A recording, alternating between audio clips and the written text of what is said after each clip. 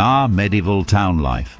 A time when cleanliness was as mythical as dragons and personal space was an oxymoron. If you've ever romanticized this era because of a Renaissance fair or some quaint movie about knights, let me burst your bubble.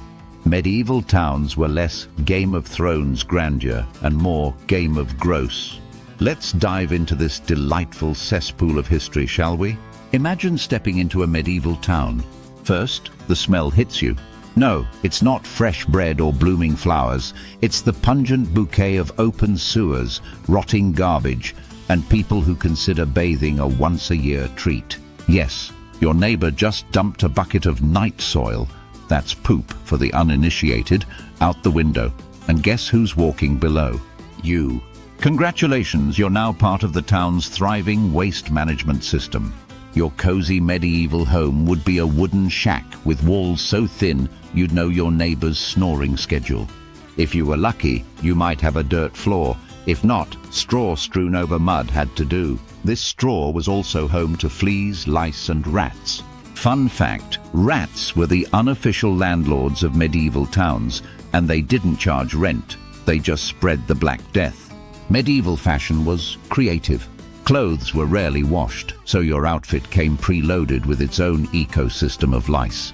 Wool was the fabric of choice, which was perfect for soaking up sweat and smells. People layered up, not for style, but because winters were brutal, and heating was reserved for the wealthy, or the pyromaniac baker down the street.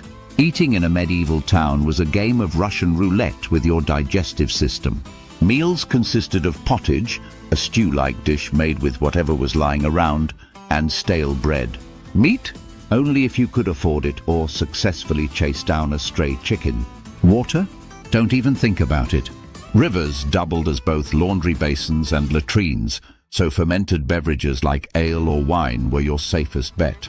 Cheers to survival. Feeling under the weather? Lucky for you, medieval medicine was just a few leeches and prayers away. Doctors were rare, expensive, and often more dangerous than the illness itself. Got a headache? Let's drill a hole in your skull to let the bad spirits out.